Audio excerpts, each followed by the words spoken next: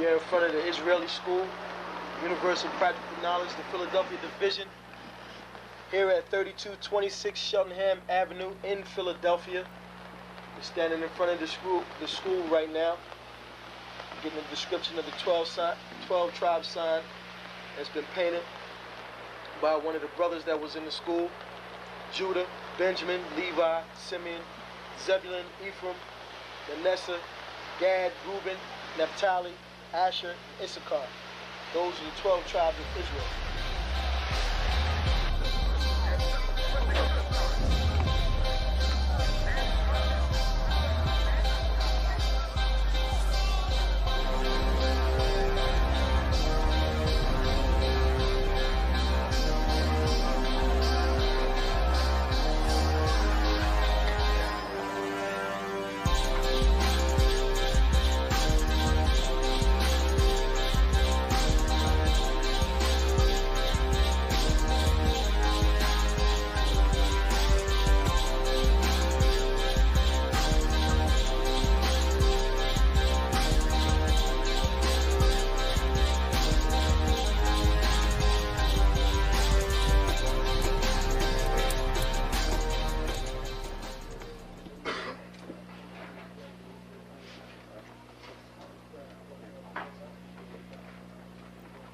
Shalom. Shalom. You've been waiting for this day, so this day has finally come. A lot of you have been wondering where this knowledge that you've been hearing is coming from, and the powerful truth that you've been hearing, how this was established. Well, we finally were able to arrange for the priests to come down from New York and spend some time with us. And I'd like to introduce them if I can. These are some great brothers. We're very glad to have them with us. We want to make them feel as warm as possible, because this is their work and the extension of their work and what they've laid down some time ago. I'd like to introduce, first of all, priest and Sixth Shield General, 4th in command in the nation of Israel, Lahab. I'd like to salute this brother. Macho! Barak!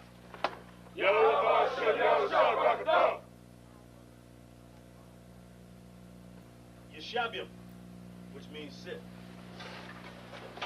And I'm going to turn it over now to Priest General Lahab. Come on, brother.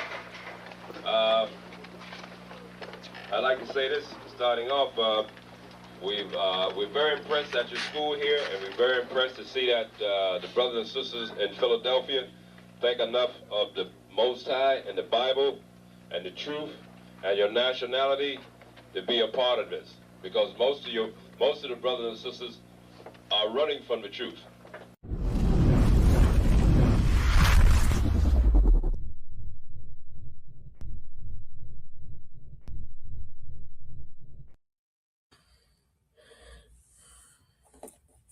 What's going on? Shalom, Israel. Yahweh Shem Yahshai Brakathum.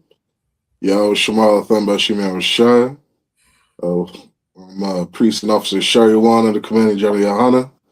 We are the Israelite School of Universal Practical Knowledge, started out of 1 West 125th Street, Harlem, New York. I got with me the mighty Priest, Officer 500 Ahabawan. What's going on, Priest? Shalom Yabashim Yahshai Barakatah to the brothers. Yahweh Shemar Lataba Hashem Yahweh side to the sisters. Like my other one said, we are the ISUPK. Started out of 1 West 125th Street, Harlem, New York, under Commanding General Yohana. And we're here to teach our people, Blacks, Native Americans, Hispanics, who we are, and teach them the truth according to the scriptures, according to the true word of God, according to this Bible. Right, unlike a Christian pastor, we're not gonna get you hyped up, get you jumping around, doing backwards flips and yelling and screaming and running down the aisle and saying "Bobo Kamoshima," whatever the heck they be saying. No, we're gonna teach you the truth, man. I was watching somebody send me a thing of their church the other day, and all you hear is the pastor, she have the Bobo Kamoshima. I'm like, what the hell is Bobo Kamoshima? Right?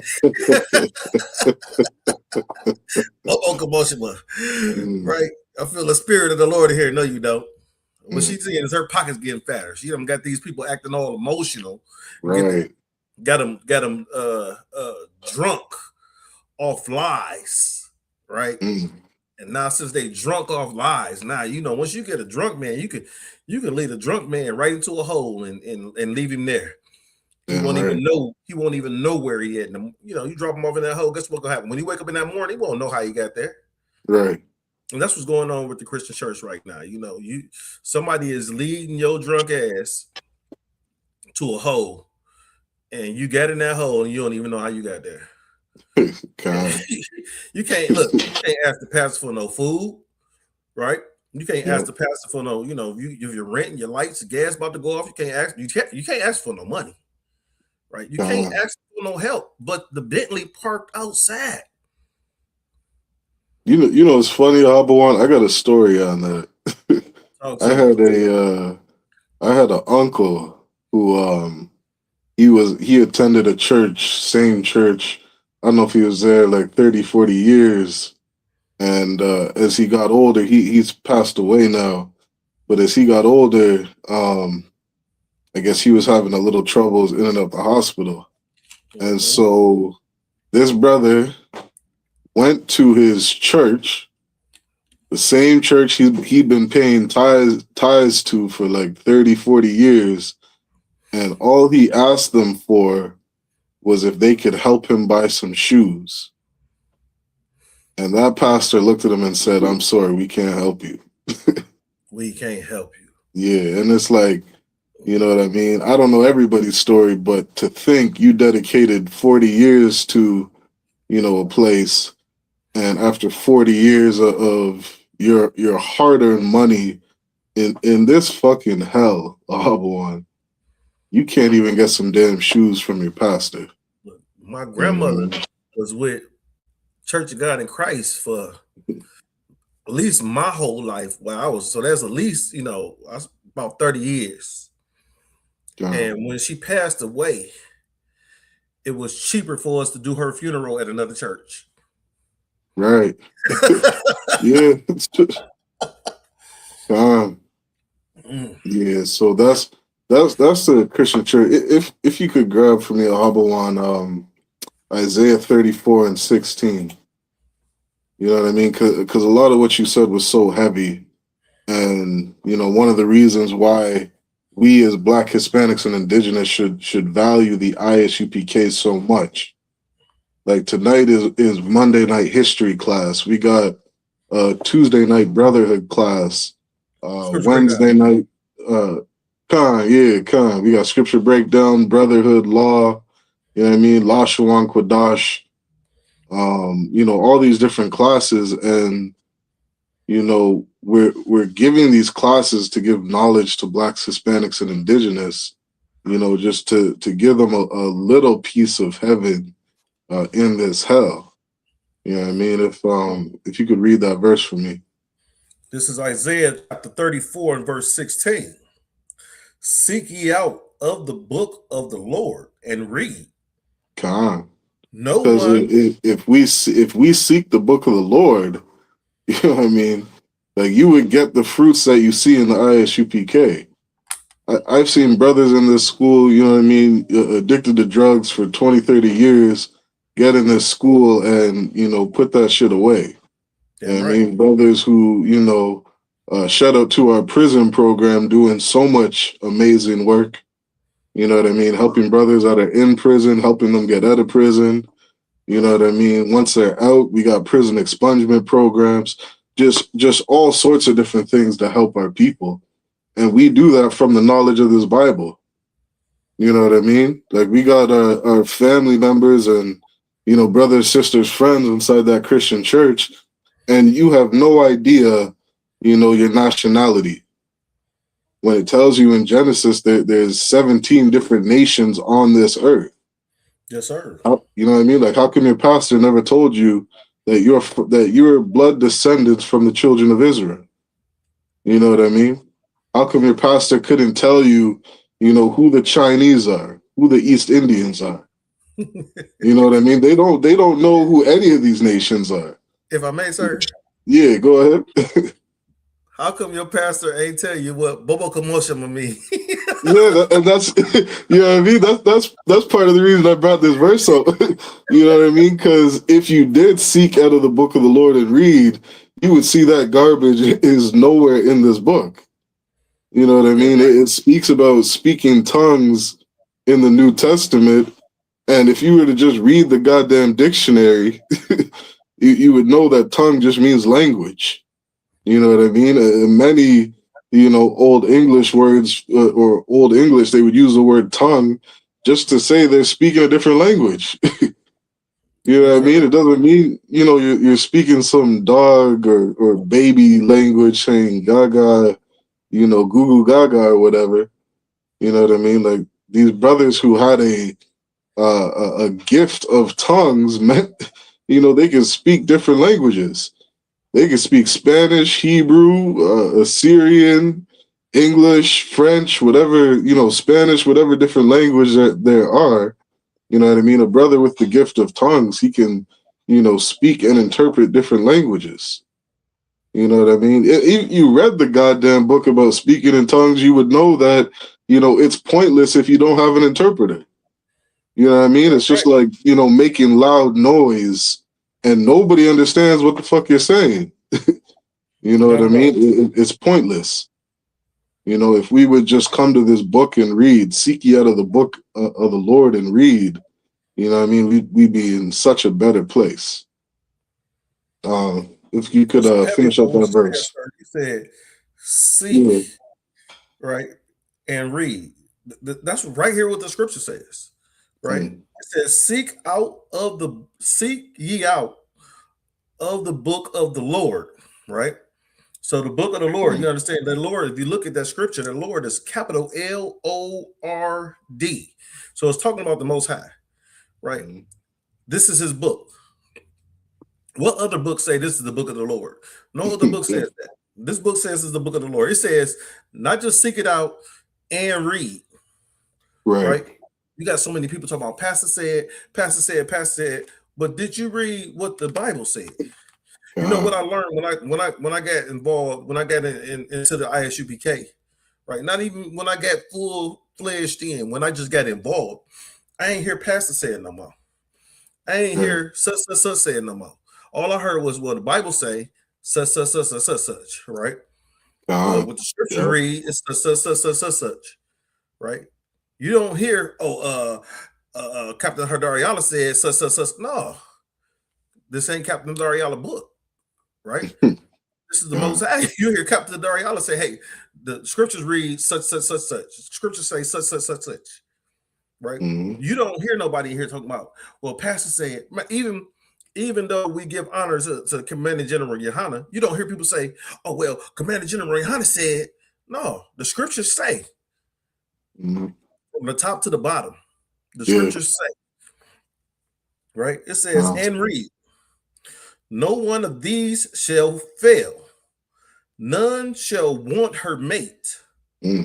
For my mouth it has commanded, and his spirit it has gathered them. Verse 17. And he has cast. Oh, that's it? That's it? Yeah, that's it. Just that verse there. You know what I mean? Like it even ended with saying, my spirit has gathered it. I mean, how many times have we said that, this isn't just some man-made book. This is men who were inspired by the Most High, you know what I mean, to write these records down. And these records were collected and compiled, you know what I mean? And they were put together in what we call the Bible. I think Bible means collection of books. You know what I mean? And so that's what we have here. And this record is, by far the #1 selling book on the earth. There is no book that has ever sold more copies. You know what I mean? This has been going around in circulation for thousands of years. You know what I mean? This is the most powerful book that you could purchase. You know what I mean? You think about going to college or university, how many thousands of dollars you'll spend on some expensive book to learn something. You know what I mean? Go ahead. Book. I had an engineering book that cost me right at $800. That's right. Right. I think it may have had 500 pages in it. Mm. You know what I'm saying?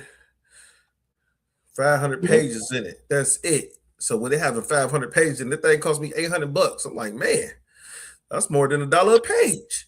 God. I God. better learn something out this book. Who we got? We got some people checking in right now, sir. Want me to shout them out? Yeah, if you could read it, go ahead.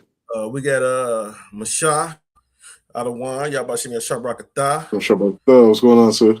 Shark Bar out of Sag Nasty, Michigan. You know, trooper out of there, out of Saginaw. And we got we got MJ Haley. That's I just met MJ the other week, man. You know, I came down here and stuff like that, right? And one of my classmates that I went to school with, she was like, my son stay there. I was like, I'm running to him. We got together, man, you know, sat down, chopped it up about a couple things, you know. So this brother is interested in learning a little something right now. That's what's up. So I hope that he stick around and learn everything you want to learn. God, and feel free to ask any questions as we're going through the class. You know what I mean?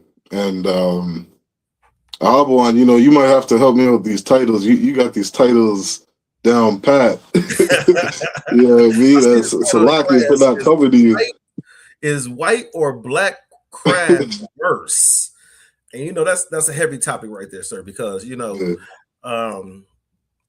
even though you know I've been, you know, most of us have been around what we would say is black crime because we black people. So we've been around black crime most of our lives. What we don't understand as a whole is that black crime stems from, you know, from white crime. Mm-hmm. Right? Think about this, right? Our people are at war with the people that we don't know we're at war with, right? If you go down to what's that, Deuteronomy 20, 28 and 68, right? You know, it says we will be sold unto our enemies, right? You have to understand that you are at war with your enemies. You are at a constant battle against your enemies. It's nonstop until one of you guys fall. Right. All right. Since we still alive and they still alive, we are at war with our enemies. One of the biggest issues is that our people don't understand who our enemy is, because you guys, oh, that's one of the good ones. No, you was one of the good ones. Mm-hmm. Think about it. You know, if you was shucking and jabbing and doing what the oppressor tells you to do, you was considered one of the good ones, right? And we're being considered one of the good ones, one of the goodlings. What they call it, uppity nigga. He was he was one of the uppity niggas. He was a good. And with you being one of the good ones, okay, cool. Understand is we grew up around crime. For us that grew up during, you know, 80s and 90s, we seen Ronald Reagan's war on drugs, right? What did the war on drugs do to the black community? Right? The war on drugs did what to the black community? It vilified the drug addict, right? It vilified the drug addict, right? It made crack cocaine a higher crime than pure cocaine. Reason being is that crack cocaine was poor man's drug. You know, this is what you'll see in the inner city, and cocaine was the rich man drug, right? Think about it. That's the white man drug, that good toot. You get you some of that good toot. That's what they call it, toot. That's the white man drug, you know, because, you know, they tooted up their nose. That's why they call it toot, right? so that crack cocaine, right, was, think about it. Crack cocaine has a less combination of cocaine in it. Is stepped on with cocaine.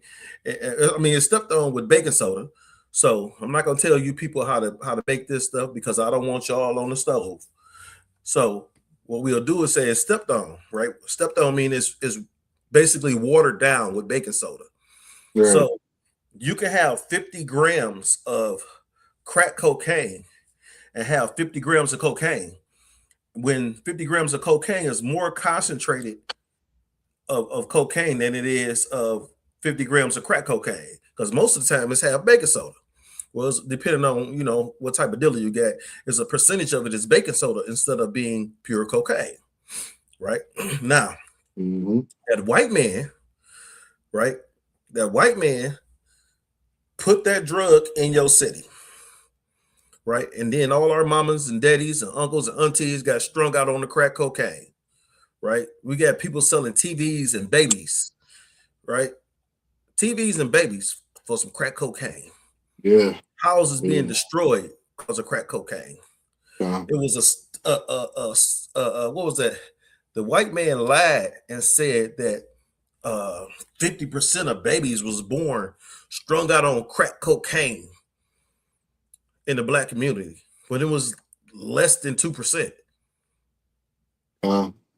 Right. So now that's another part of the lie, is propaganda. Right. The propaganda. So now what we do is the white man put a plan together, like, we'll stop these black men, Native American men, and Hispanic men from getting jobs, and then we'll give them this crack cocaine, let them sell the crack cocaine. When if you look up the origin of crack cocaine, it was created in a college facility, right, by a doctor in California. Yeah. Think about it. The crack cocaine epidemic started in LA.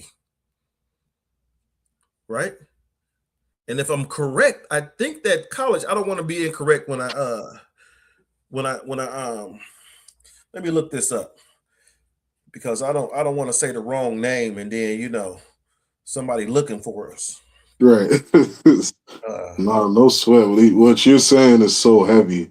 You know what I mean? And I wanted to pull up that verse that you quoted, because like this, man, the book of Deuteronomy, chapter 28, has so much valuable information. You know what I mean? It'll really help you understand life as a Black, Hispanic, or Indigenous brother. You know what I mean? I saw Captain Mao Quad had posted something on Facebook earlier, you know, telling Blacks, Hispanics, and Indigenous, you know, we got to stop blaming ourselves for the condition that we're in. You know what I mean? Like we don't understand, you know, a lot of us don't understand that this condition was created by our enemy. You know what I mean? It was created by our oppressor, created by a nation of people that has always hated us. You know what I mean? And, you know, again, when we come in the ISUPK and we start learning these scriptures, you know, we start reading through the Bible, all of a sudden life starts making sense. You know what I mean? You had quoted Deuteronomy 28:68. It says, "And the Lord shall bring thee into Egypt again with ships." And this was something that the Most High told the children of Israel would happen to them if they disobeyed him. You know, if they went off sleeping with white women, if they went eating shrimp, crab, and lobster, you know what I mean, worshiping other gods, the Most High said, if you do these things, then I'll bring curses that will fall upon you. And this is one of the curses that said that he shall bring thee into Egypt again with ships. There is no other nation of people, you know, as a collective nation that has gone into slavery through ships, except for Blacks, Hispanics, and Indigenous. You know what I mean? And, you know, and even going past of what we were taught that, you know, this just happened to Black people, it's like, hell no. You had Indigenous people being shipped off to Portugal and Spain. You know what I mean? Our Hispanic brothers being shipped off to Portugal and Spain. You know, Blacks being shipped from the west parts of Africa, you know, all throughout North and South Central America. We all as a people collectively went into bondage with ships. It says, by the way whereof I spake unto thee, thou shalt see it no more again. You know, the Most High told us we wouldn't see our homeland again. You ask a Black, Hispanic, or Indigenous man, where's your homeland? We couldn't tell you. You know what I mean? Some of us will say Africa. What part of Africa? You know what I mean? You have no idea where you come from. All the indigenous that were, shipped off to the Caribbean islands. You know what I mean? They don't know where their homeland is. It says, and there ye shall be sold unto your enemies for bondmen and bondwomen. Most High literally said that we would be sold to a people that we were, at odds with, a people that were our enemy, a people that would hate us. And they would sell us for slave men and slave women. You know what I mean? That was such a heavy precept you quoted, Ahabawan. And it makes so much sense of life. Salaki, I was just holding it down while you pulled that up. Yeah. If you got it. Real quick, I just, sir, if I may. Yep. I just sent you a video. Can we play that real quick? Are you able to play that video? Did you send it to me on my phone? Yeah. Okay, Khan. Yeah, you're gonna have to give me a minute. Or what you want? You want me to see if I can search it out and share it?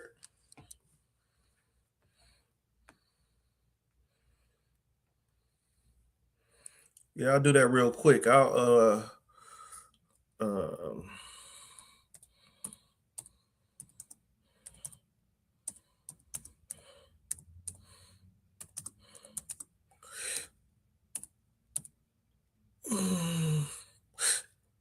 pardon me.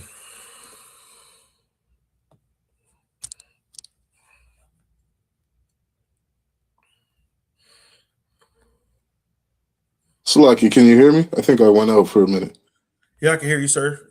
Right. Okay. So yeah, if you don't mind, let me see if I can get this to work.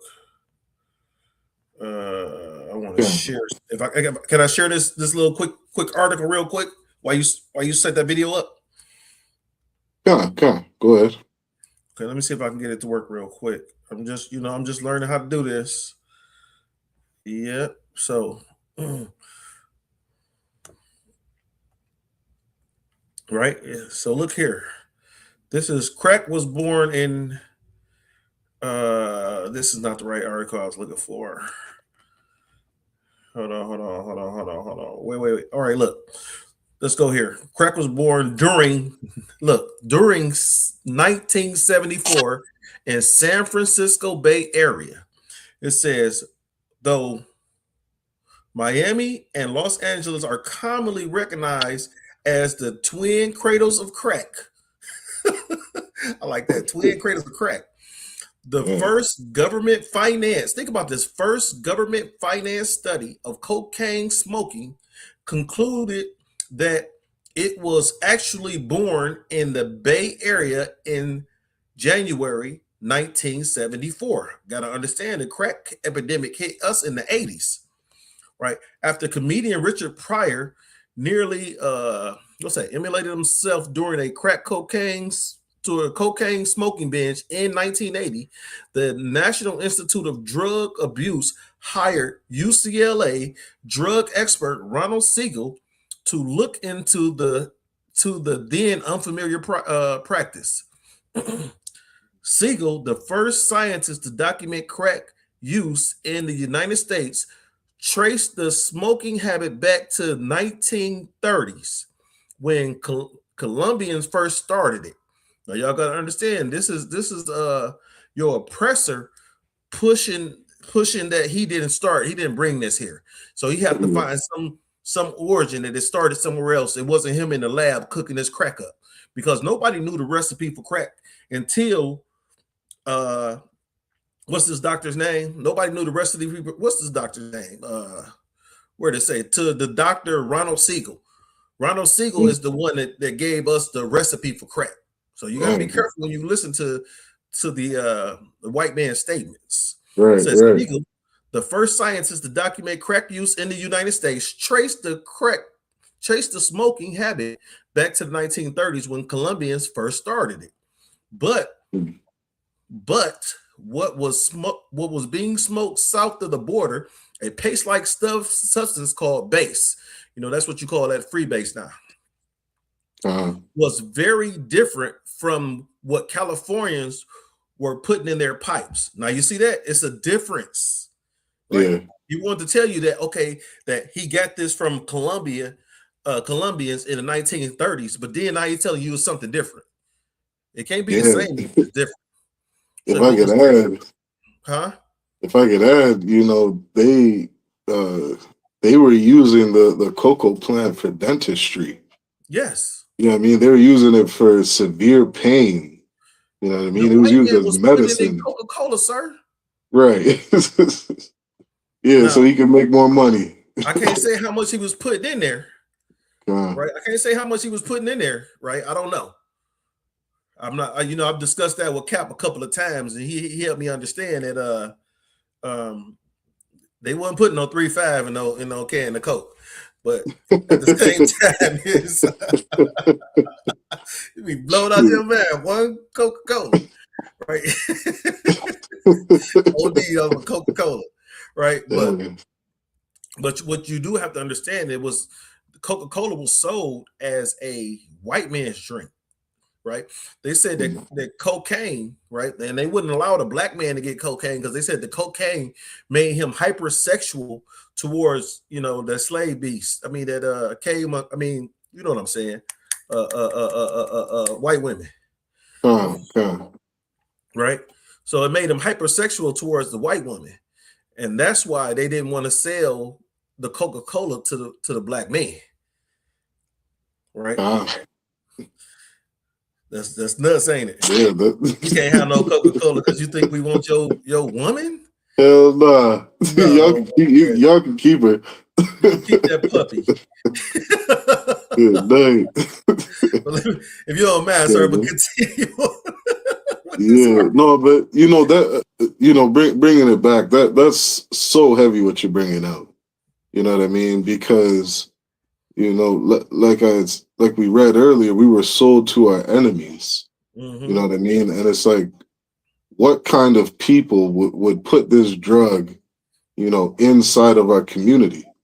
You know what I mean? I can bring that back up if you want to read some more. Just a little bit more, please. Yeah, come on, no sweat. Right. You know, so it says, where it says Siegel, we read that part about the scientists. It says, but what was being smoked south of the border, a paste-like substance called base, was very different from what Californians were putting in their pipes. Siegel found, even though they called it the same thing, free base.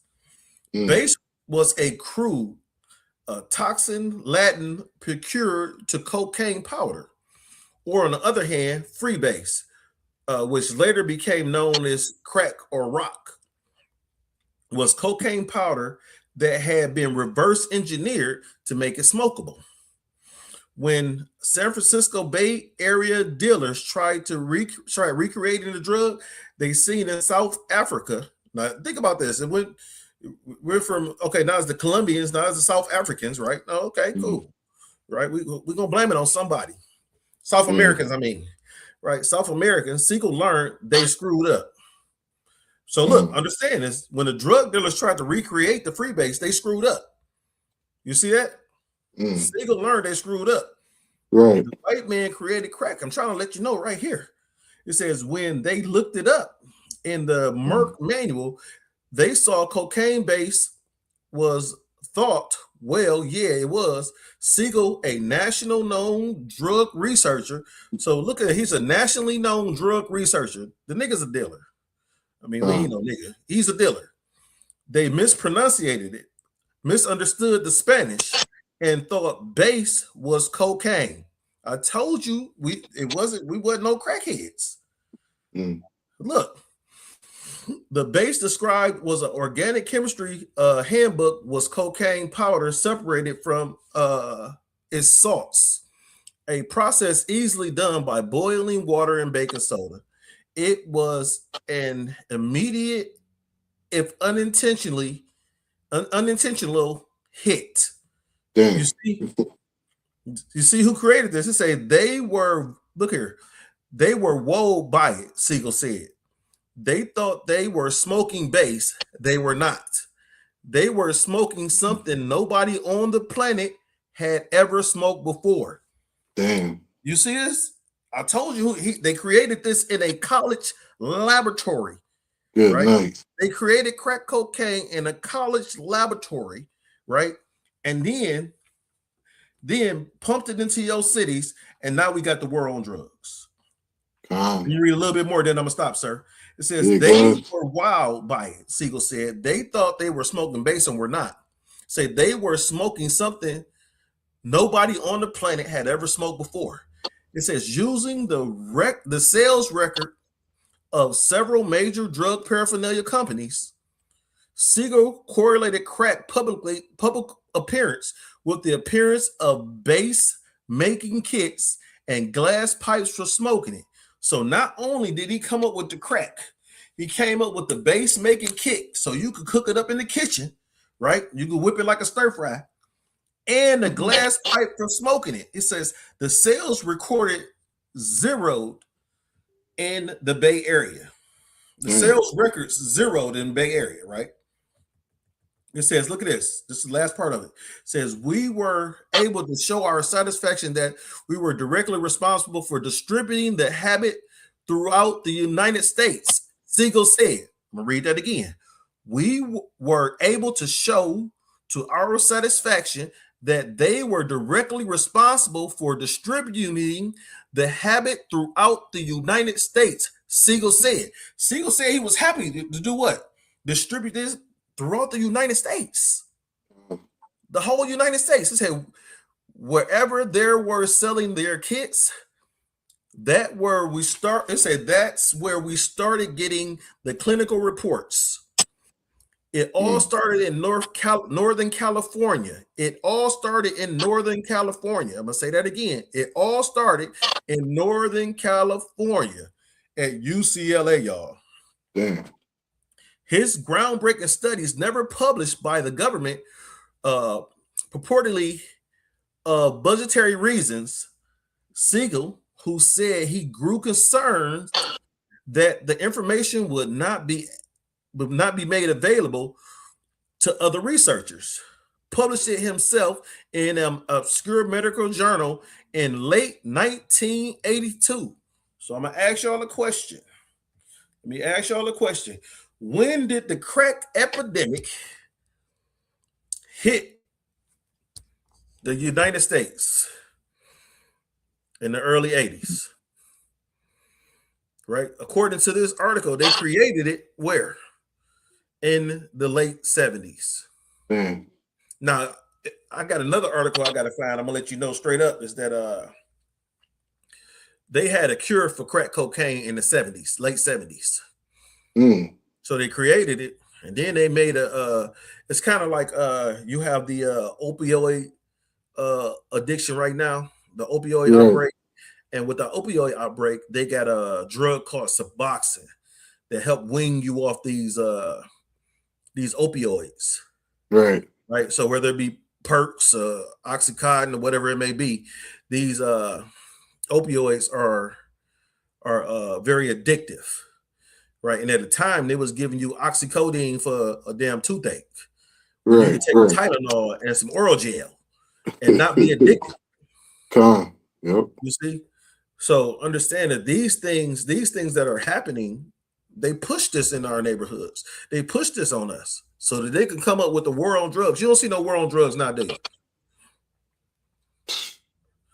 Look at the opioid. The name of this class is white crime, white or black crime, which is worse. Is white or black crime worse? Now, what I just showed you is that you are upset with your mother for being a crackhead, or your father for being a crackhead, for your uncle for selling your TV, right? Or for your grandmama that was a crackhead that allows your aunt to get molested by everybody in the neighborhood because she wanted to get some crack and wanted to keep an eye on her babies or the grandbabies. But it's not grandma's fault, uncle's fault, mama, daddy fault, right? You see, I'm gonna tell you who fault it is. Ron Siegel, right? Mm. It's the white man's fault. Dr. Ronald Siegel. Think about this. Dr. Ronald Siegel. Yeah, that's heavy, priest. That's so heavy. You know, I it's crazy. Like, let me say this. I looked up on I just did a little Google search to look up some of the worst crimes historically done by Europeans. And it's like the search engine that was brought up was just giving me like like a little taste. You know what I mean? Like there's crimes that they have committed that are so far worse, you know what I mean, that than Google searches will document. You know what I mean? And I'm glad you brought this topic up, because I don't like people. Maybe if people weren't surrounded by the whole crack era, you know what I mean. It maybe if it didn't hit your household directly, maybe you don't understand the weight of all the effects that was done from crack being put in our communities. You know what I mean? Like, well, you got, quote unquote crack babies today who are what? They're probably in their 40s now, 30s, 40s. You know what I mean? And it's like this is affecting their entire life. This affects their, who they married. It affects their children. You know what I mean? Their kids. You know what I mean? It's had so much destruction on our community. It's like you can't document everything that's taken place, from putting drugs in our community. Mm-hmm. You know what I mean? Like, people give personal stories, people being molested over this drug, people being sexually assaulted over this drug, you know what I mean? All the rape, all the gang violence, like, good night.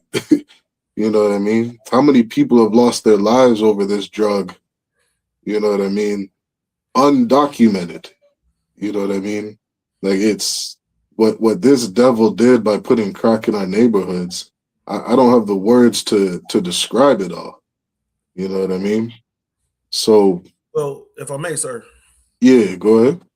What we have to understand is that the scriptures say that Esau was blessed with the sword. Right. Yeah. And not, people look at sword as he was he's blessed with the modern day weapons. But what you got to understand is that means that Esau is able to weaponize anything.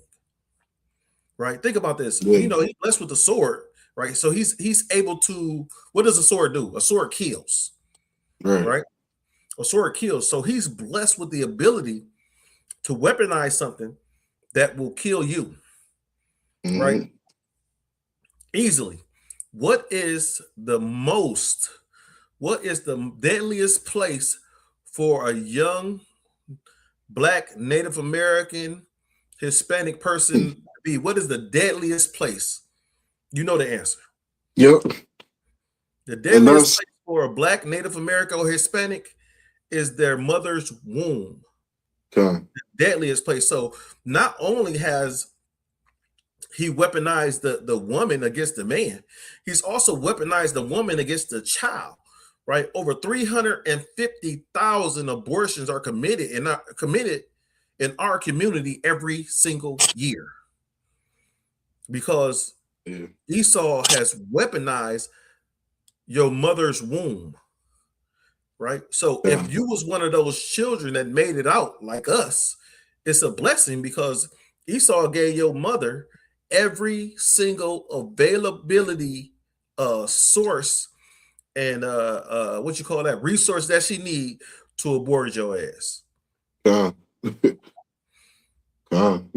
glad you brought that up, because this is this is an example of what I'm talking about. And, you know, one of the reasons why we say the ISUPK is the home of the truth.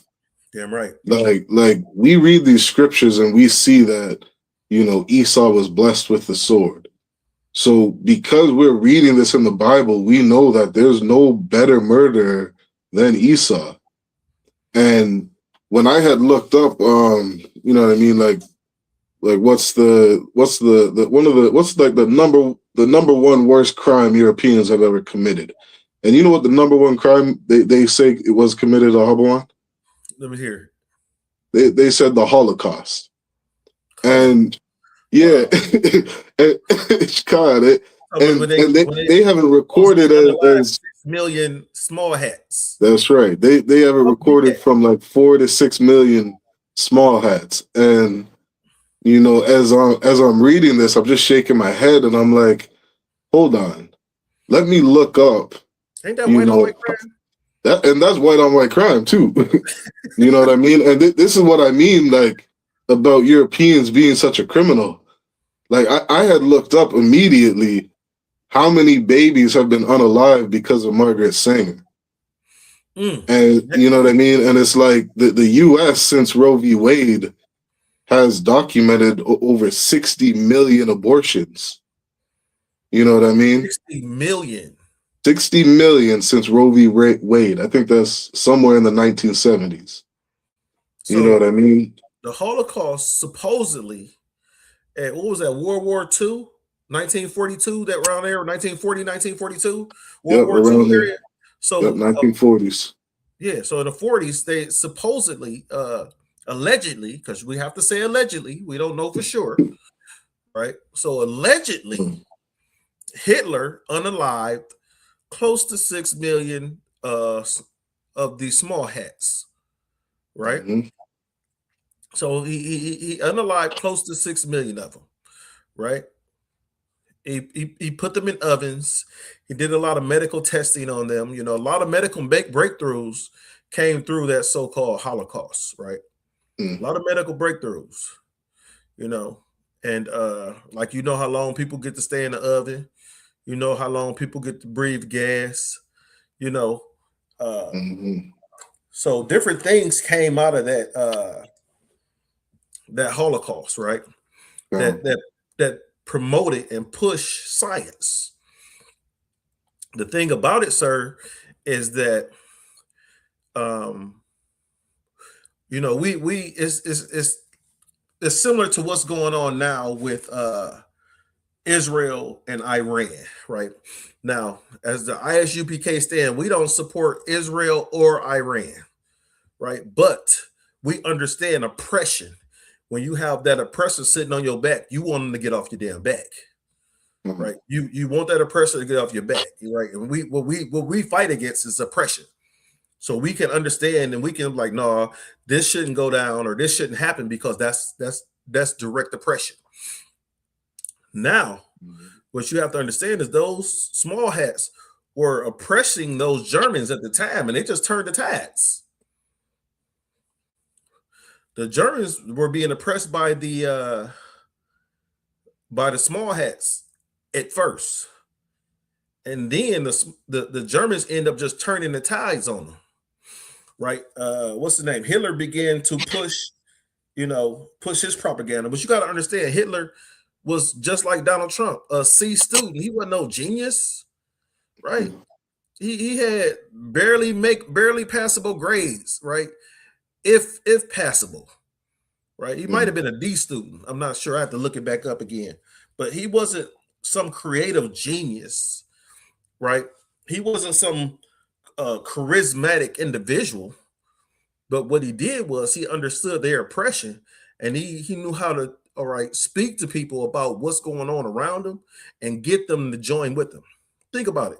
Hitler said the pure Aryan race had blonde hair and blue eyes, and he didn't. Yeah, and he didn't. That, you know what that reminds me of? You ever see that Dave Chappelle episode with the Black Klansman? The Black Klansman. Yeah, But she you're was not a talking black. about something Bigsby. Yeah, yeah, Bigsby. Bigsby, yeah, Clayton Bigsby. God. That was Hitler. Mm. He up there promoting something that he's not. Right. He's pushing something that he's not. Okay. Right? You know, Bigsby end up, breaking up with his wife because she was a nigga lover. Yeah. Nigga, she loves you. Yeah, dog. I got something I want to share. Please. Okay, just a quick video. If you could let me know if you can't hear it. I can see it. I can zoom in a little bit.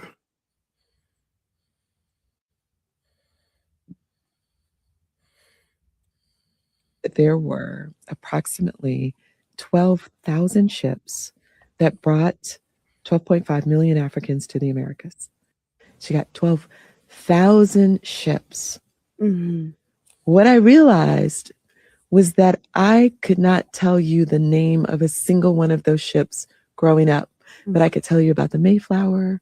I could tell you about the Titanic. I could tell you about all these other ships that were considered important, but I couldn't name one of those. One of 12,000. That didn't feel right to me. So it's the first stat. The second one, and this is the one that sits heaviest on my heart, I learned that there were 1.8 million Africans who died just in the crossing from Africa to the Americas. We're not talking about the number of people who died once they arrived and were enslaved. Just in the transition. I didn't know it was 1.8 million people. That's a lot of people. Yeah. What's so heavy about that is that those trade lines, those ship sail, the lines that those ships sail, right? Those are now shark infested waters because the sharks fed off of those 1.7 million people that were thrown overboard or jumped off the boat trying to gain freedom or get away from their oppressor, right? So still to this day, sharks still travel those ship routes looking for those bodies that was thrown out because it's in their what is it called? Their nature, their what is it called? It's in their basically their makeup to follow the food trade lines, right? And so they still in their instincts, it's in their instincts to follow those ship lines now to this day. So understand that they fed our people. We remember gator bait, who was shark bait too. You know what I mean? Like, I think it's hard for people, to really understand the magnitude of life that is just, gone because of Europeans. If you could grab what's that? Pursued Blood. I think it's Ezekiel 35:6. 35:6. Con. Yep. You know what I mean? Because it's like these are just people that are, being thrown off of ships. You know what I mean? This is on the way crossing, to the Americas to be put in slavery. Hey, sir, man, I'm gonna start at 35:5. Yeah, that's 12. You know what I mean? Because it's like, they what's the word? The value of life is so it's nothing to the European man. You know what I mean? Like 60 million babies have been aborted since Roe v. Wade. That's 10 times the Holocaust. Like this man, we've used words like this man is a virus on the earth. I don't think there's a word good enough to define how diabolical Europeans truly are. Literally, they are a plague. They are, plaguing this earth, committing mass, death, everywhere they go. You know what I mean? Like 1.7 million bodies just thrown overboard. You know what I mean? Like you change the fabric of a society committing mass genocide on people. Go ahead and read that verse, Abu. Another one, sir. This is Ezekiel chapter 35 and verse 5. Because thou hast had a perpetual hatred, and thou hast shed the blood of the children of Israel. That's what he did here. You know what I mean? Like this is right out of the book, right out of our records. He's had a perpetual hatred for the children of Israel. Like he so-called, unalives 4 million people in the Holocaust, and that's his brother. You know what I mean? Like they're all Europeans. But when it comes to our people, you know what I mean? We haven't even got to the Americas yet, and damn near 2 million people just gone. Ain't even get here. What I mean? Didn't even get here yet.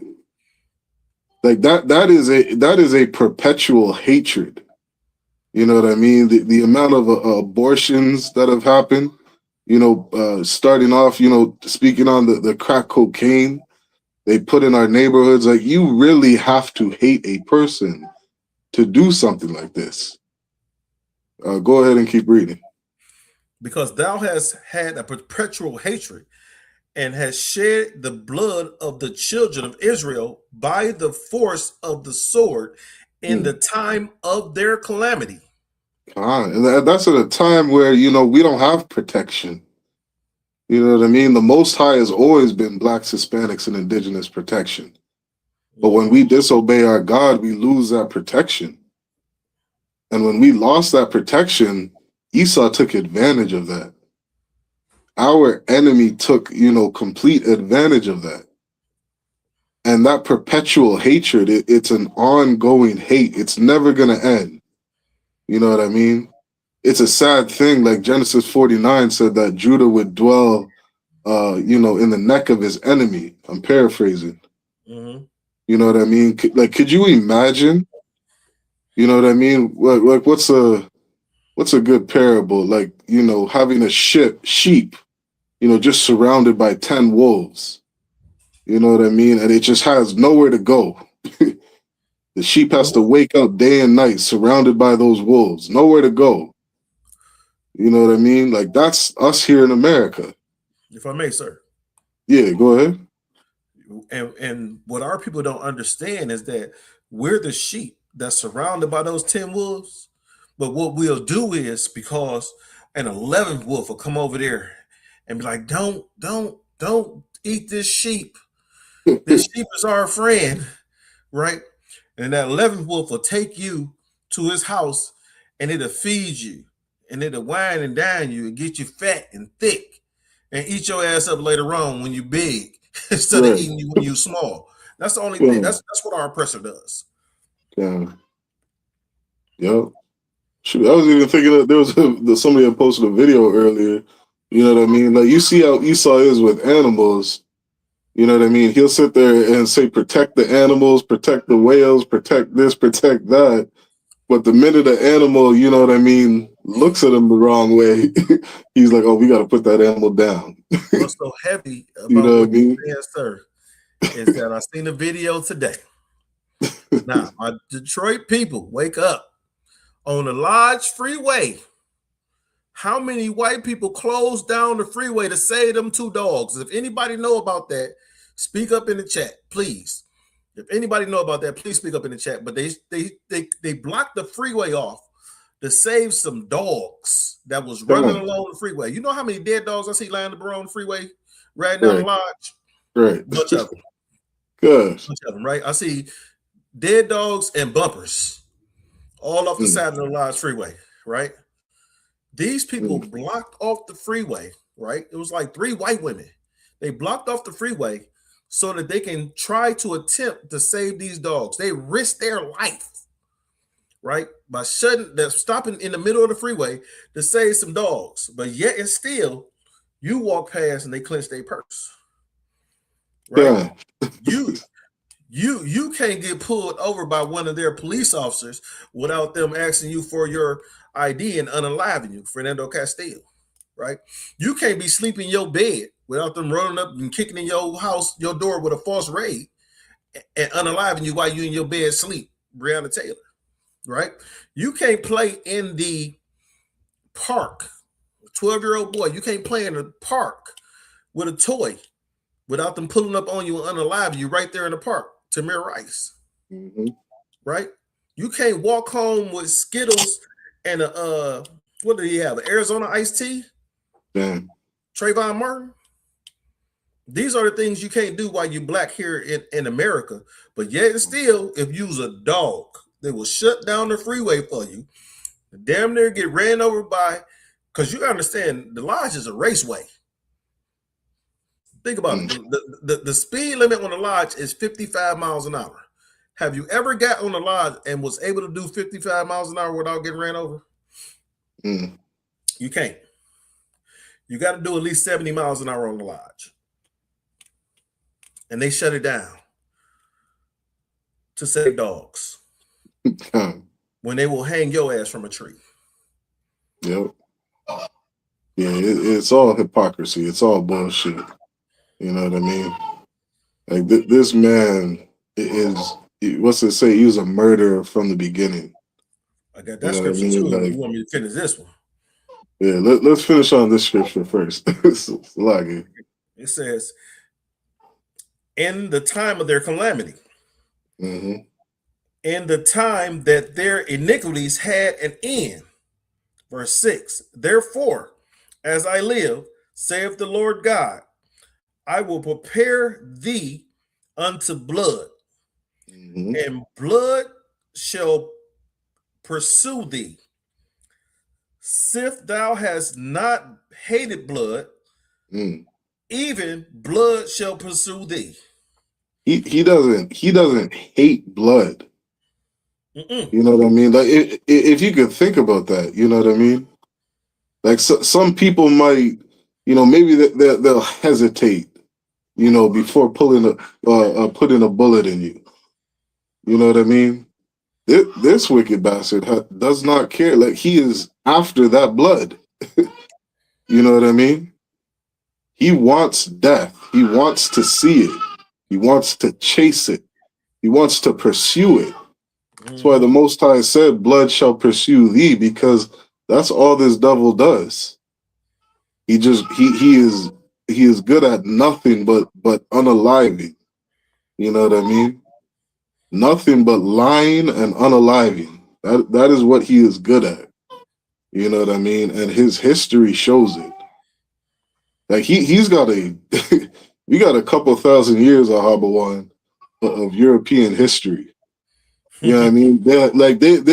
How many times you'll hear a white boy say something like, "Oh well, didn't Africans enslave Africans?"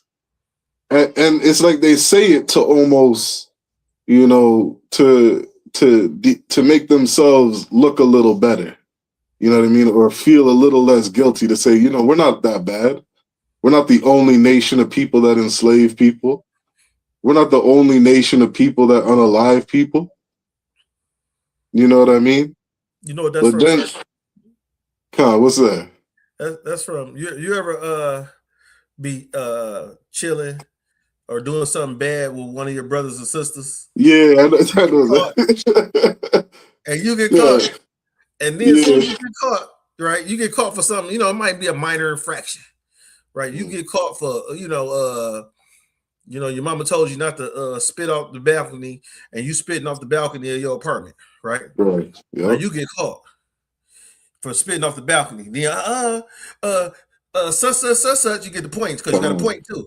Such was throwing rocks over there. God. I ain't even get caught, dog. You got caught. God, that's so heavy. You know what I mean? That's so heavy. Yep. The Bible says children are thou oppressors. Yes, sir. You know what I mean? Like the European man is very childlike. You know what I mean? That's exactly what he does. If I may, sir. He thinks like a child, he moves like a child. Go ahead. I got a John 10:10. Con, go ahead. It says, "The thief cometh not, but to steal and to kill and to destroy." Mm. Right? Understand, what has the white man done to us, right? Done to us even before we step foot on this continent. He stole us, he killed us, and now he's trying to destroy us. Right? So what you have to understand is that we already showed you earlier with Deuteronomy 28 and 68 who your enemy was. Now we're showing you who the thief is. Yep. It's the same damn man. So your enemy is a thief. So your oppressor, the devil, is a thief, and he's your enemy. Wake up, black man. Yeah. Wake up. Let me see if I don't know if there's anything left on that video, and I got something I want to read after this. I still want you to that video I sent you. Did you I don't see nothing in the private chat. No, I had sent it on your phone. Oh, okay, con. Yeah, we was talking about the crack cocaine. I ain't want to get too far away from that. I want to show you the video. Hey, Con, if you could hold down the class for a minute, I got it, because I'm about to jump something. Con, no sweat. Because I could try to find it, but like he said, is our enemy. Whose crime are the worst? Now, what you have to understand is, do black people steal? Yeah, they steal cars and jewelry and they steal a couple of things. But what you have to understand is, what do white people steal? You want to know what white people steal? White people steal people.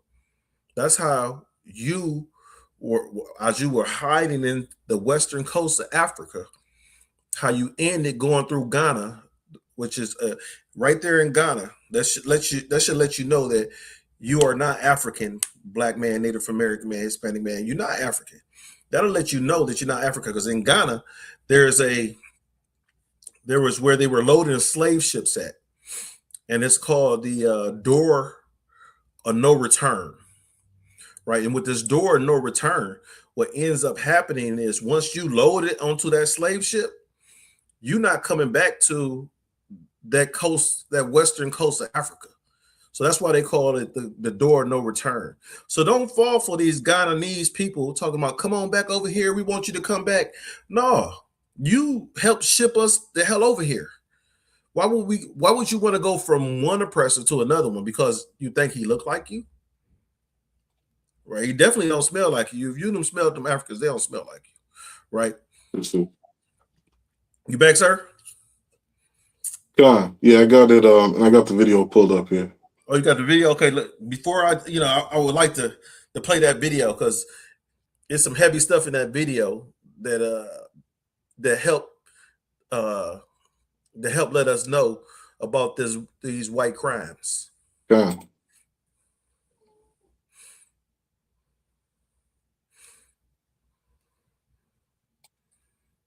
It's only like a minute, I think, or so long. We're in touch with a lot of the underground chemists who are synthesizing new compounds, and they send a lot of them to us for testing. We don't give them any feedback, but we like to monitor what's out there in the street. And by the way, our lab... They said we're not getting any feedback, but we like to do what? Monitor what's going down in them streets, right? They're not out here testing a new vaccine, right? They're not testing a new vaccine. They're not testing a cure for cancer, right? They testing another way to control the population of Blacks, Native Americans, and Hispanics, right? Because if you high, right, think about it. That's why you see the brothers in the ISUPK, when they come into this ISUPK, the first thing brothers doing is getting off whatever addiction that they had, whether it be drugs and alcohol. You know, some of you brothers is addicted to that other crack. you gotta drop that addiction too. But play, please, sir. Con. Yeah, and this is heavy. This is UCLA's involvement in the crack epidemic. Yes, sir. We're synthesizing new compounds, and they send a lot of them to us for testing. We don't give them any feedback, but we like to monitor what's out there in the street. And by the way, our lab was the one who discovered the crack epidemic. Slacky, and if I could, you know, what, like, you would wonder, why is UCLA monitoring the crack that is out on the street? You know what I mean? That sounds off right there, Salaki. Look, they put it there. So when you marketing a new product, right, and you giving out free samples, right, you have to monitor your customer base. Product, yep. You got to monitor your customer base. So just say like this water I got right here, right? So this water, I want to give out new flavored water, right? I want to see people gonna like the lemon, the cherry, the orange, the grape. You know, which ones you're gonna like the most, right? Because the ones that you like the most, I'm gonna produce the most of, right? So now you like the lemon the best. All right, so I'm gonna produce more lemon than I am produce cherry because majority of the people like the lemon, and I can sell the lemon the fastest until I come up with a new product or a new flavor. Right. We discovered crack 13 years before the word was even introduced into the lexicon. Pause. We discovered crack. Remember the article we was reading trying to say that the Colombians did that? No, we discovered it. The white man just said we discovered crack 13 years before what? Let him go.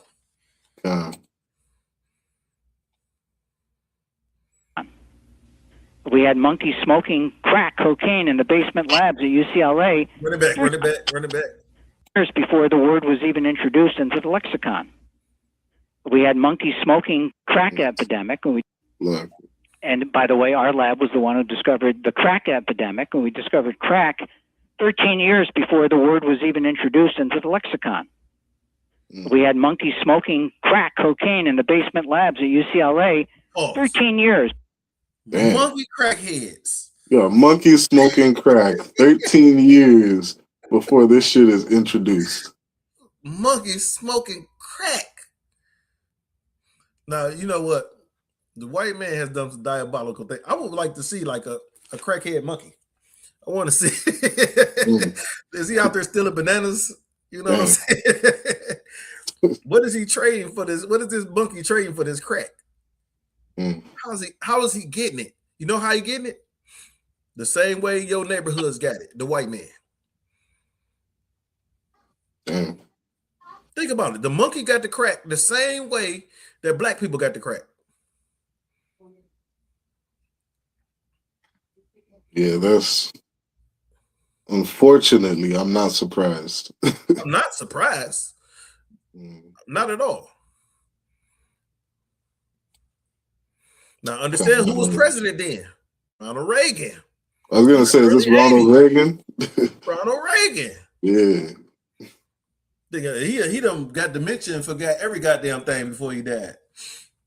I remember those commercials. I remember this is your egg, or this is your brain fried on drugs. So this is your brain. They used to sizzle that egg in the frying pan.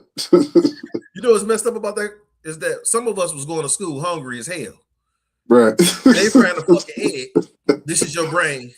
This is your brain on drugs. Any question? Yes. My question is, can I have that egg? That's my question. Yeah, for real. Then they get commercials, say no to drugs. Don't you got to be on drugs to say no to drugs? Because if you ain't on drugs, you don't really got to say no to drugs. right? Yes. You don't gotta. If I'm not on crack, I don't gotta say no to crack.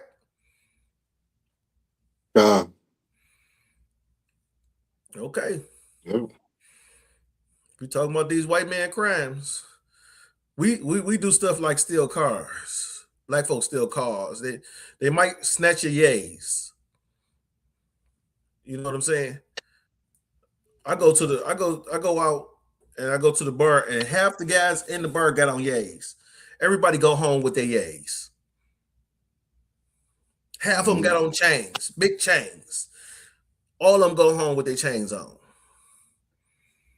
But Venezuela just got jacked for 3 billion, was it 300 billion barrels of oil? And he said he's coming for Cuba next. Huh? And he said he's coming for Cuba next. Look, he done hit Iran, right? He hit Cuba. He hit Iran. No, he hit Venezuela. He hit Iran. And he said he's coming for Cuba.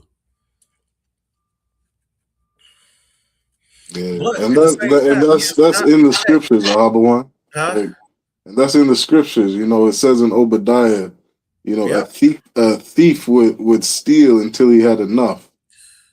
You know what I mean? Will steal until he had enough. But you know, the like thief also comes to do what? Kill, steal, and destroy. Yeah. So are we talking about two different thieves? No, we're talking about that same white man. Nope. That's the same devil. It's that same devil. Yeah. We gotta let the people hear this video, sir. Yeah, I want to hear this. I like it. Before the word was invented, because we knew it was coming, and we wanted to make sure that we understood everything. We're working on the next ones already. Drugs that are out. Damn, he said we're working on the next ones already. So, you know, this opioid crisis that came up, right? Now, you tricked us with the crack. You got us with the crack. And we was like, damn, they got our uncles and our mamas and our cousins and our brothers and our sisters and our wives and our husbands and stuff like that with the crack. Right. So when this opioid addiction came out, they thought they was going to get us with that. No, you keep that, white people. You keep that. You keep all the heroin. Think about it. That's why they raided Afghanistan, because Afghanistan had all the poppy seeds, right? So they had all the poppy seeds over there, which was used to make opioids, right? So understand is that if you have a opioid allergy, if you have an opioid allergy, right? Some people can't take opioids because you know it's a medicine, right? So opioids are used as a medicine. Fentanyl is a synthetic opioid, right? So they use all these opioids as medicine and painkillers, right? But when you go ahead and take these like self-prescribe is what I'll say, kind of what people doing with weed right now. Yeah. When you self-prescribe your own meds, and now that's when you start to become habit forming and addicted. So these opioids start off as oxycodone and oxycontin and perks and you know all that stuff. They're painkillers, but when you start to abuse them, now you have the same effects as shooting heroin into your arm. Right? Think about this: the same Narcan that they use to fight heroin OD, they used to fight oxycodone OD, oxycontin OD, and a Percocet OD. Yeah, you know, so like this is a small side note, because as you're bringing this out, you know, you're making something make sense for me. And you know, for how many, you know, years was weed illegal? You know what I mean? Like they had weed illegal for I don't know how many decades, and then they legalize it, and now that it's legalized, Ahabawan, now they're having the highest rates of what's it called, induced psychosis from smoking weed. because the THC levels are out the fucking roof. You know why? Because now, think about this. When we was growing weed in the backyard, Right. when we was growing weed in the backyard, we didn't have the finances to cut and synthesize this plant to get 90% THC to come out this damn thing. Right. Right. You know, the most you would get 35, 45% THC, and that's on the high end. You used to call that gas. God. You used to call that gas. No stems, no sticks, no seeds. That used to be the GANs when you didn't have no seeds and you got, 35 to 45% THC. Now you got the THC extract, right? So these little cartons, 100% THC, right? Little gummy bears or whatever, candies and stuff, right? You got 90% THC. Then you got the smokable plant, which is 85, 90% THC. So you have self-induced psychosis that's rocking people's world. We got some more people jumping into the chat. Who we got in here real quick, sir? Let me do this. We got Kabar, Yahweh Shamar Lataba, Shem Yahweh Sasas. We got Maria and Sister Asha. And we got Sister Carolyn out of Chicago. Yahweh Shamar Lataba, Hashem, Yahweh Shah sisters. We got One West Radabia. What's up, bro? Shalom Lord Christ, Yabashim Yashabakatah, bro. Who else we got in here? I think that's all we got. All the newbies we got in here so far. No, I can't get this thing to work. Yeah. All right, there you go. Oh, we got YJ in here. Yabashim Yashabakatah, sir. So. Oh, Toya, what's going on? It's one of my classmates. We got Toya in here. Yahweh Shamar Lataba, Shem Yahweh Shassus. I send out the link to the class to a bunch of folks, sir. So, I just send the Facebook thing. So I want a lot of folks to get on because I think people need to hear this subject. This especially, something that's very touching to a lot of us. Yeah. Right? This is a touching subject because everybody got a crackhead, so-called crackhead in their family. And what they got to understand is that crack is a sickness, just like this opioid addiction. This opioid crisis is another sickness. The only difference is that crack hit Black people by the masses, and this opioid crisis are hitting the white folk by the masses. So they tried to put another drug. You can't hit us with the same thing twice. Fool me once, shame on me. Right. So fool me once, shame on you. Fool me twice, I just want to be fooled, right? And then what do you say? Fool me 3 times, the peace sign, load the chopper, put the blame on you.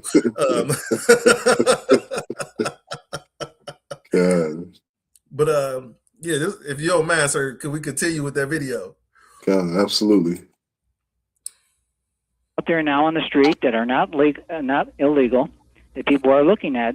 And again, you're at UCLA? Yes. Yeah. Just to let listeners know, where you're speaking from. Yes, I've been here for a long, long time.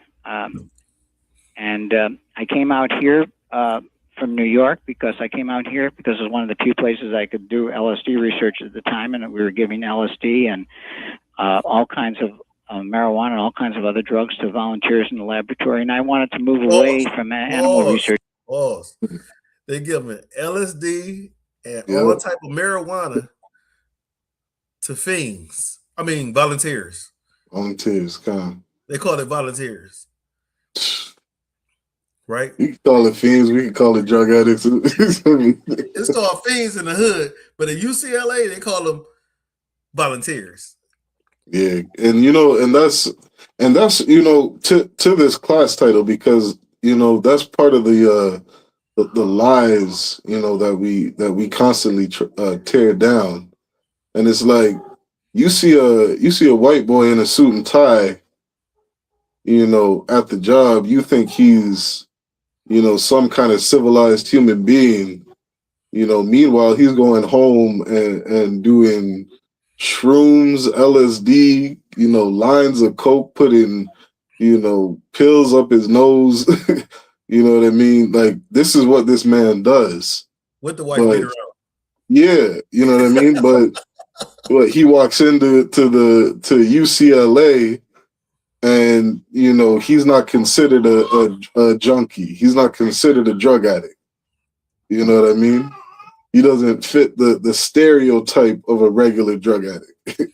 You know what I mean? Meanwhile, this guy gets high out of his mind every single day. Probably can't come to work without being high. Salagia? Say, I don't see how they pass drug tests.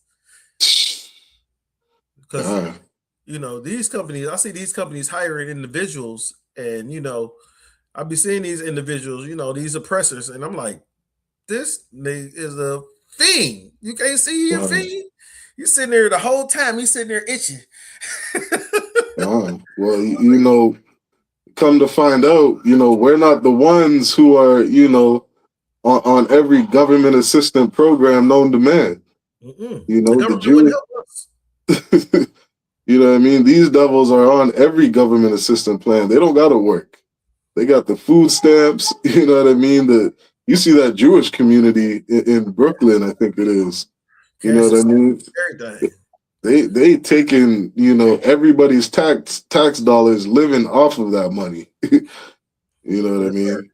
And throwing, was it IUD pipe bombs over in New York? Did you see that? No, I haven't seen that. Small hats. They threw some type of bomb in New York, right? They had like a protest going on, and one of them small hats threw a bomb. God. But not surprised. We getting close to the end. If we're gonna get through this video. God. Hear how this white man called you volunteers, dope fiends volunteers. Should move into people who could give informed consent and volitionally agree to all the conditions of the experiments. And it was also an exciting time because lots of new epidemics have started here in California. The psychedelic revolution started here. The methamphetamine epidemic and he said many revolutions have started here. Yes, he said many. And then he said the psychedelic revolution. That's when they popping them shrooms. You just mentioned that, sir. Popping them shrooms, and with them popping them shrooms, the psychedelic revolution. I heard a white boy tell me, right? Because I asked him how was it, when he used the shrooms, the mushrooms. I was like, how is it? How did it make you feel? He said, well, you can hear color and see sound. And he said red was the loudest. Right then, I was like, you high as hell, dog. Man, look, so like I'll have one, but in construction, I work with these devils. You know what I mean? I do something called piecework, and we get paid, by basically producing more. Yeah, by the piece. I mean? Yeah, by the piece. So, I do drywall or framing. So for every stud I frame, I'll get paid, or every linear foot or every sheet of drywall I put on the wall, I'll get paid for it. And, a lot of these devils that I work with, they do nothing but lines of cocaine all day long. Lines of drywall.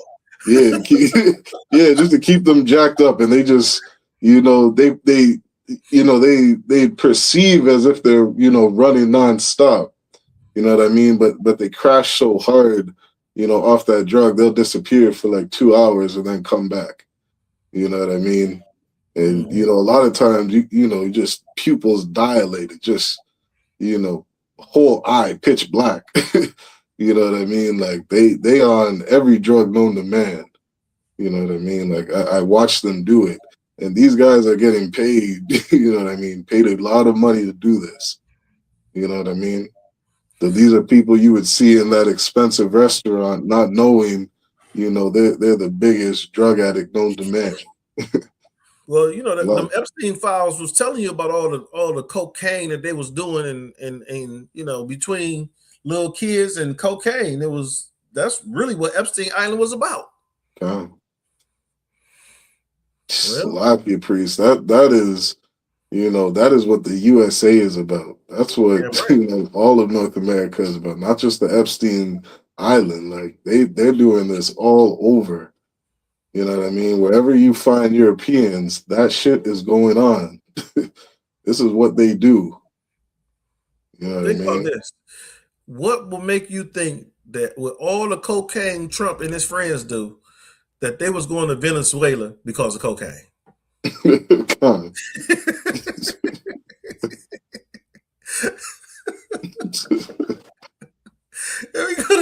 gonna stop the drug epidemic. He high as hell saying that shit.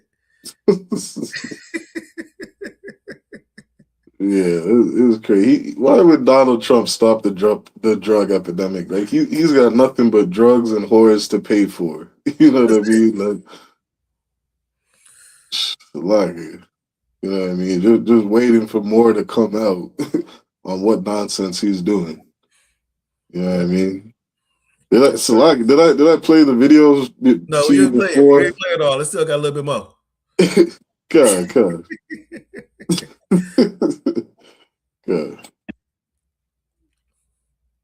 In 69, 70 started here. The crack epidemic in the form of cocaine-free base smoking started here in 1971. It hit New York in 1985. So we were always on the cutting edge of things, and it was an exciting place to be, and it still is. Damn.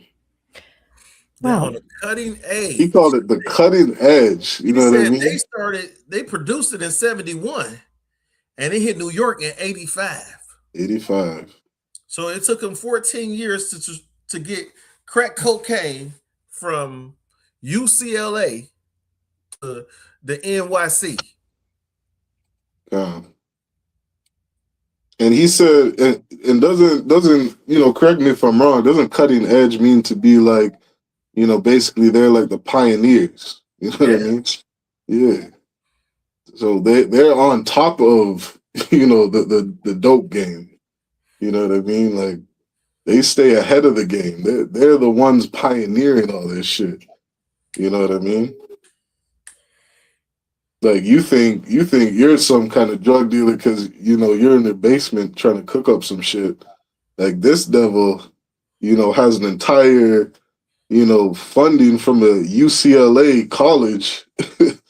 You know what I mean? Entire lab. He's got, people going and tracking down chimpanzees to bring back to his lab so he can test, test his drugs. Like they're on a whole other level. You know what I mean? You ever see what was the name of that movie? It wasn't Man on Fire. It was a movie with Lorenz Tate and Vin Rames. And he's like, pulled the guy over. I mean, he ain't pulled the guy over. They had raided the guy and ran up in his house. And he was like, you think you're a baller because you move a key a week? Mm. He said, these folk are moving 50 metric tons a month. How much? God damn! How much cocaine you think was in UCLA, right? And you I'm gonna tell you this. They tell you we was giving crack to monkeys. They think about this, right? When you work for Budweiser, they got tasters at Budweiser. Did you know that? The breweries, the breweries, any beer, any liquor, Jack Daniels, they have tasters.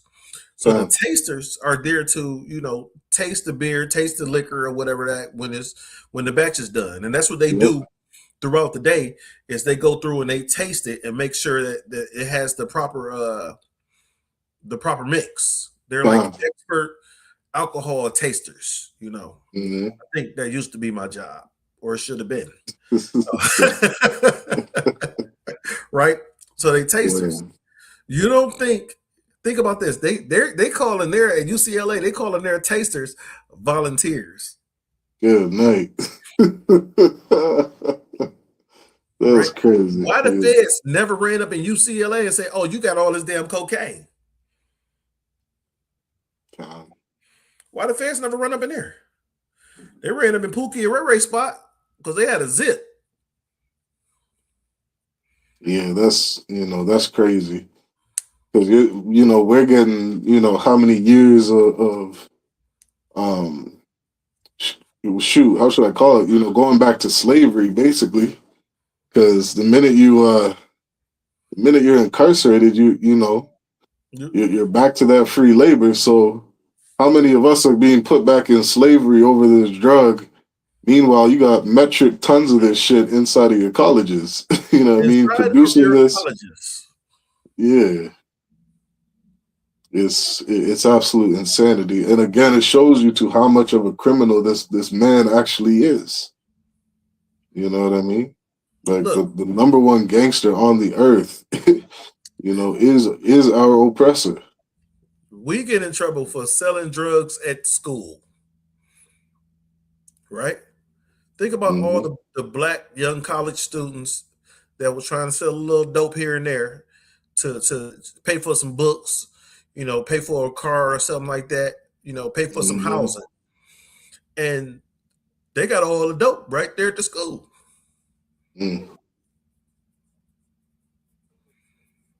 All the drugs you want right there at UCLA. Right? Understand is what this video said is that they discovered or they created crack in 1971. It didn't reach New York to 1985. Understand is the 80s, especially the late 80s, right? That's when you started to see the Big Meeches and Larry Hoovers. Who else? Them dope dealers of the 80s. The what was that? The YBI. You started to see those groups, Best Friends. That's just the groups that and the gangs, the Purple Gang and all of them. The Purple Gang came a little bit before the 80s, but they end up expanding into, some other groups.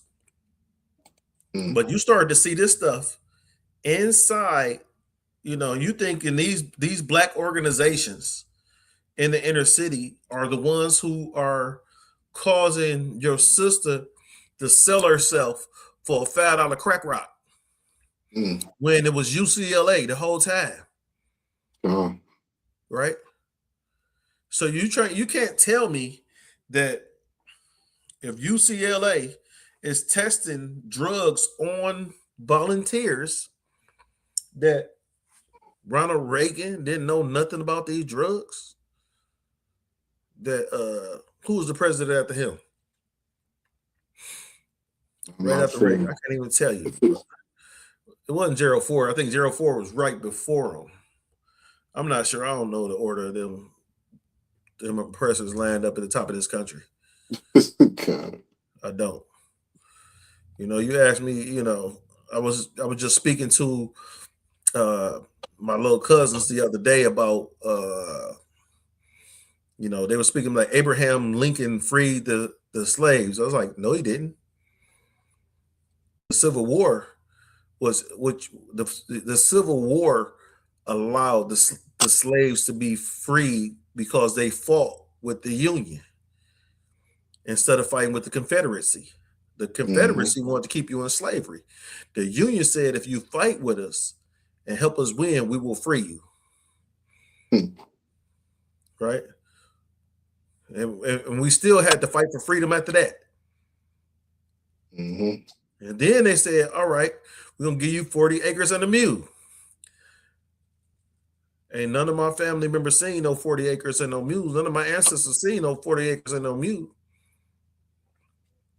What about yours, sir? I don't know. I ain't get shit. I won. You know what I mean? And I want what's owed to me. Salaki. And I want what's owed to give me what you owe. Give me what you owe. That's how I feel. God. Give me what you owe.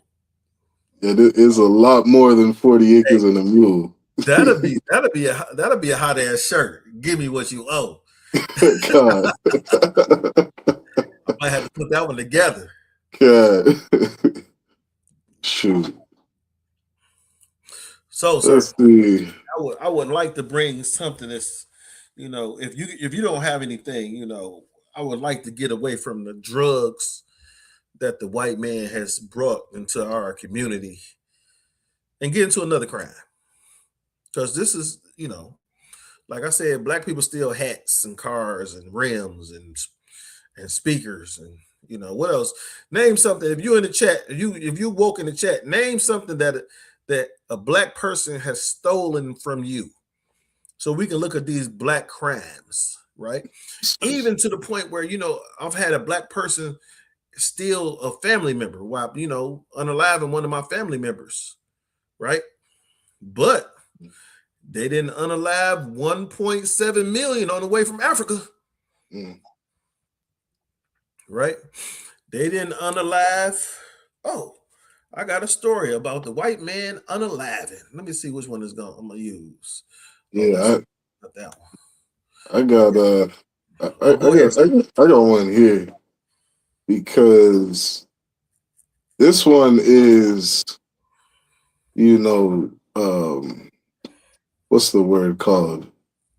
Present. You know what I mean? This is going on right now. And it's died down a little bit. And you know, just out of, you know, honor to our people, I'm gonna talk about this shit. Yeah, I mean, I ain't gonna forget this shit. Salagi. Yeah, I mean, let me see. This is just a quick before you go there, sir, if I may. Read one quick scripture, right? So our people understand what's going on, right? Right here in Job 9:24, it says the earth is given into the hands of the wicked. He covereth their faces, he covereth the faces of their judges. Thereof, if not, where and who is he? Right? So with the earth being given into the hands of the wicked, who controls the earth right now? Yeah, that's straight knowledge devil, from the Bible. The same thief that we've been talking about. Got him.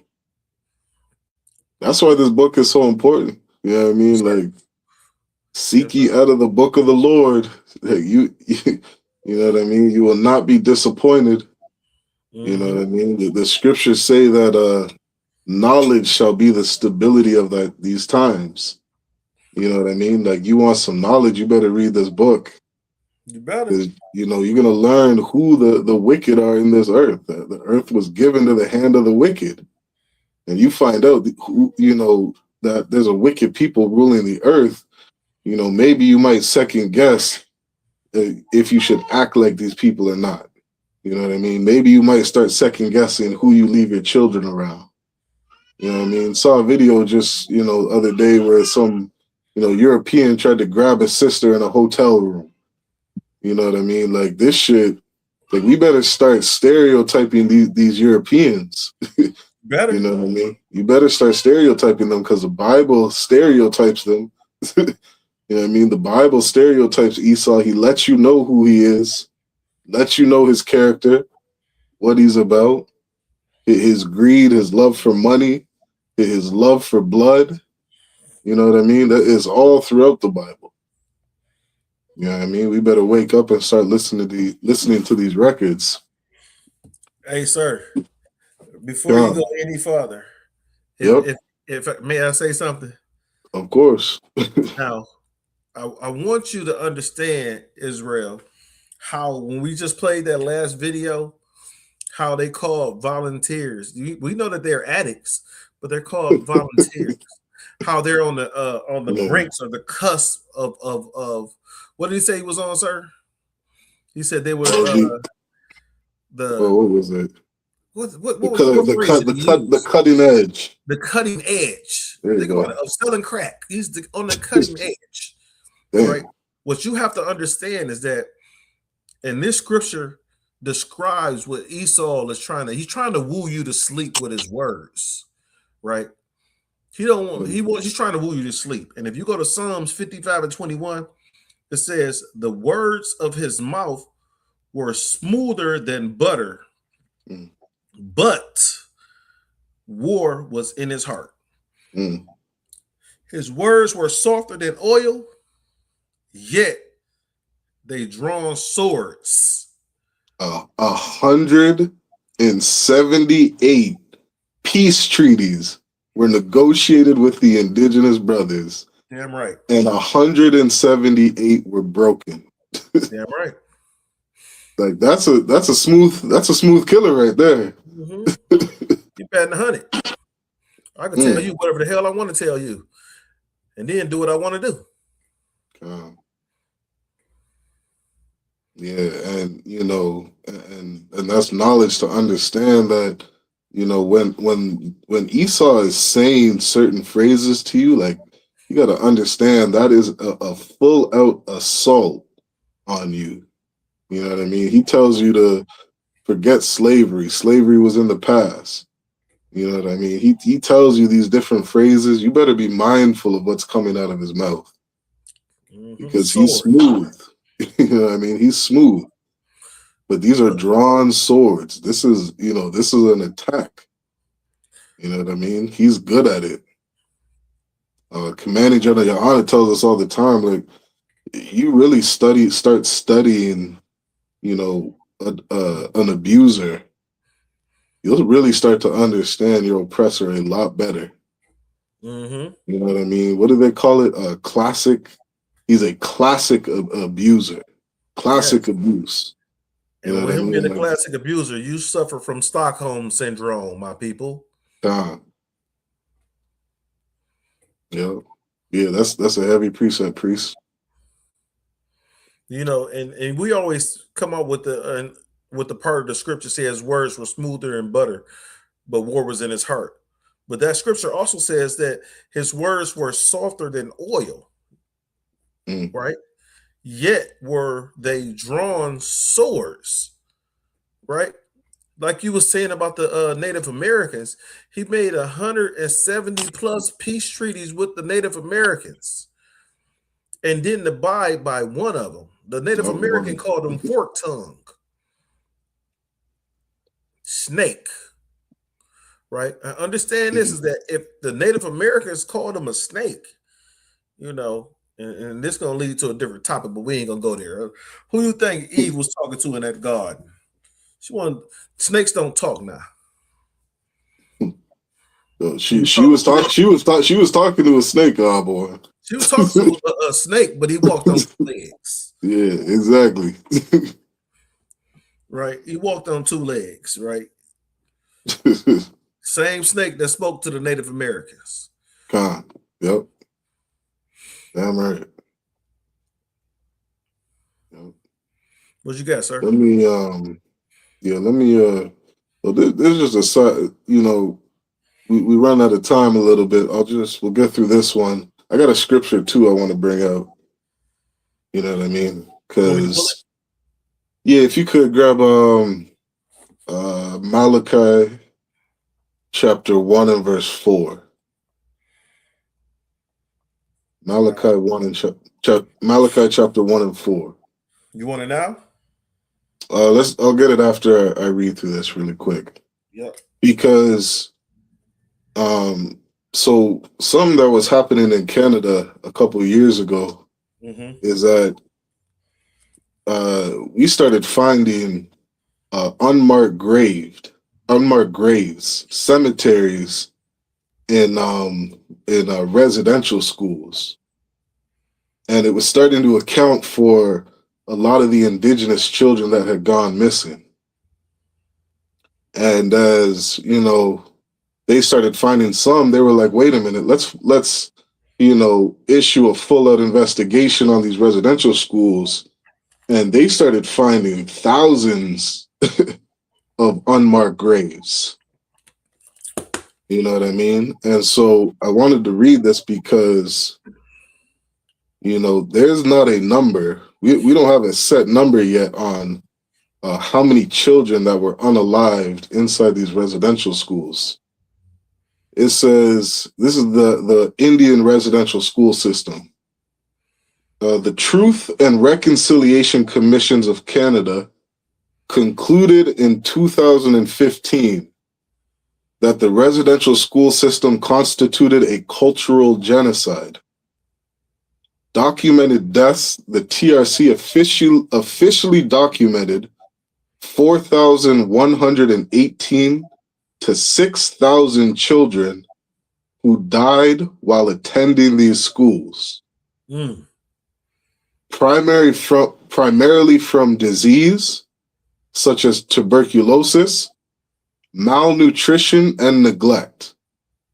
Okay, so these are the main reasons. They're saying are some of the main reasons why these children were dying. Now, you know, for anybody, another name for residential schools, a boarding school. They were called boarding schools in the U.S. I was going to ask you if there was orphanages. No, these were where, you know, our oppressor took, you know, literally ripped these kids out of, you know, Native Indian or First Nations homes and forced them on these schools. And this would be like an elementary school today, except it's a place where you learn, you know, you're forced to learn English and you're forced to learn Catholicism. You know what I mean? And there were so many, you know, I can't even use it. I don't even have the words to use. There were so many different abuses that they, you know, did to these children. You know what I mean? Going as far as literally having electric chairs inside of these schools. You know what I mean? Like, I don't know if you could imagine being in elementary school and you got a fucking electric chair in the room. Like, what are we doing? You know what I mean? And so these indigenous children were dying by the thousands.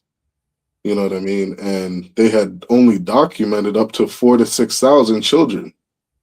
All right, but because again they've been doing an investigation, they actually do not know how many children. It says estimated deaths. Justice Murray Sinclair, the TRC chair, has stated the actual number is likely much higher, potentially 10,000 to 25,000 children, due to poor record keeping and the fact that many children were buried in unmarked graves. Damn. Like, you have children that have just disappeared off the face of the earth. You understand? Like, what devil does this? What kind of man, you know what I mean, would actually be able to do something like this? And what I thought was scary about this is, you know, this is all people who are dressed up as popes. You know, these are women who are nuns, you know what I mean? Priests and nuns who are killing little children, or Salakia, unaliving little children. You know what I mean? Like, it's such a disgusting thing. And, you know, I bring it up to say, they don't know the number. You know what I mean? They have no idea how many children, you know, were put to death. And for them to even estimate up to 25,000, that means, that lets you know that there's so many children that have gone missing. You know what I mean? That they don't know what's happened to these kids. You know what I mean? To put out a number like that. And who knows what it's going to be a year from now. You know what I mean? These are deaths that are unreported. You know what I mean? And inside Canada, a lot of these children that were running from these residential schools, you know what I mean, they were being found frozen to death, you know, somewhere up north. Because it gets cold as hell in the wintertime in Canada. You know what I mean? These little babies are running from an elementary school and they're freezing to death, you know, by some lake. You know what I mean? And we don't know how many children it is. You know what I mean? We don't know how many children, you know, have gone missing, who are dead, who are in the grave. We just don't know. Damn right. You know what I mean? So it's a very disgusting thing that Esau has done. If you could grab that. Was there? So you got that comment?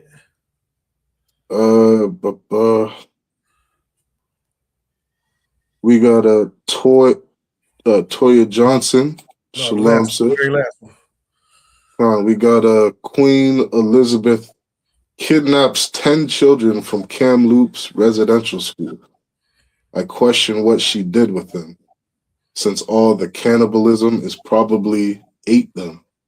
Yeah, you know what I mean? Again, if you were just having a conversation with somebody and you brought up cannibalism, like you would think it's some kind of joke or it's some kind of horror movie, you know what I mean? Some kind of horror film. But this is in Europeans' history. Yes, sir. Like they have always eaten people. You know what I mean? It's a scary reality to come to terms with. You know what I mean?